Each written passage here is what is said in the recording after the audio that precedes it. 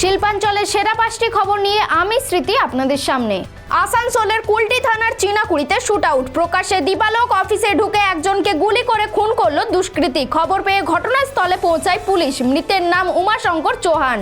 দুর্গাপুরে সিটি সেন্টারে একটি বেসরকারি হোটেলে আসানসোল লোকসভা ও বর্ধমান দুর্গাপুর লোকসভা কেন্দ্রের 2 বিজেপি প্রার্থী সুরেন্দ্র সিং আলুওয়ালিয়া ও দিলীপ ঘোষ প্রেসমিট করে জানালেন, বিরোধিতা ও কুৎসা করে মানুষের মন জয় করা যায় না, জনতা জনার্দন ঠিক জবাব দেবে। বর্ধমান দুর্গাপুর লোকসভা কেন্দ্রের তৃণমূল প্রার্থী কীর্তি আজাদ, তিনি দুর্গাপুর মহকুমা হাসপাতালের সামনে বজরংবলীর মন্দিরে পুজো দিয়ে 25 ও 26 নম্বর ওয়ার্ডে প্রচার শুরু করলেন। প্রার্থীর সাথে ছিলেন রাজ্যের গ্রাম উন্নয়ন ও পঞ্চায়েত মন্ত্রী প্রদীপ মজুমদার সহ তৃণমূল কর্মীবৃন্দরা।